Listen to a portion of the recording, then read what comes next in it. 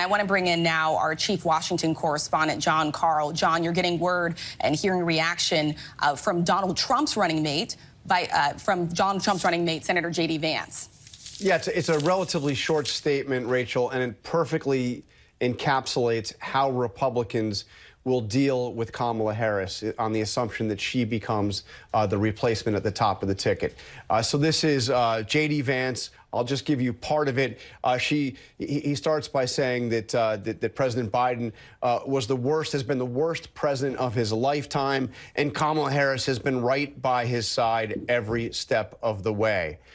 So that is what they'll say. Anything you could attack Joe Biden for, you can now attack Kamala Harris for. The statement goes on to accuse Kamala Harris of, quote, covering up Joe Biden's mental capacity, saddling the nation with a president who can't do the job. That's the statement. And the final line, and this is the reaction you're hearing from Republicans across the board, and now you are hearing from J.D. Vance. President Trump and I are ready to save America. Whoever's at the top of the Democratic ticket, bring it on.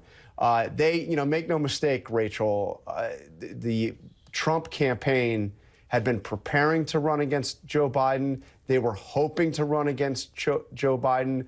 They were trying to intimidate Democrats from pushing forward with this effort to replace Joe Biden by saying there would be legal challenges if there was an effort to make a change after the primaries. But they are now pivoting to a race that they expect that they will now have against Kamala Harris.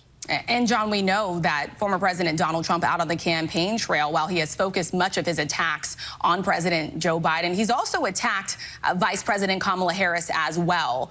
If she is, in fact, the Democratic nominee, how do we expect the Trump campaign to take on Harris? Well, they're going to make much of the fact that she was given responsibility for dealing with the problem of undocumented immigrants coming over the border. Now, she wasn't the border czar. That's what Republicans labeled her. She was given the job of dealing with all the migration that was coming up from Central America. But they will portray her as the one that was in charge of the border, which, of course, is issue number one for Republicans. So that's the first thing. And then they are going to make an issue or try to make an issue of the fact that Harris had been at Joe Biden's side throughout all of this, and they'll accuse her of covering up the decline, they will say, in Joe Biden's mental capacity. And finally, they will portray her as somebody who is quite radical and on the far left. They'll basically portray her as a member of the so-called squad of the far left members of Congress.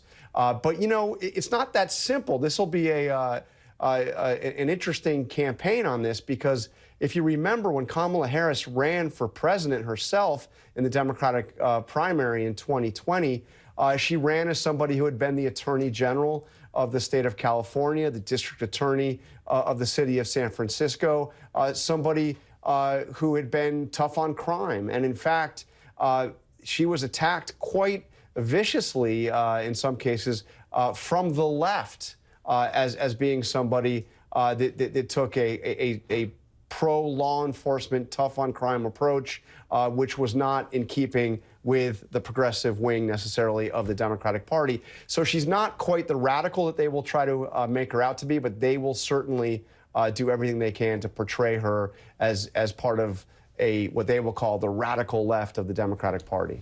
John, thank you.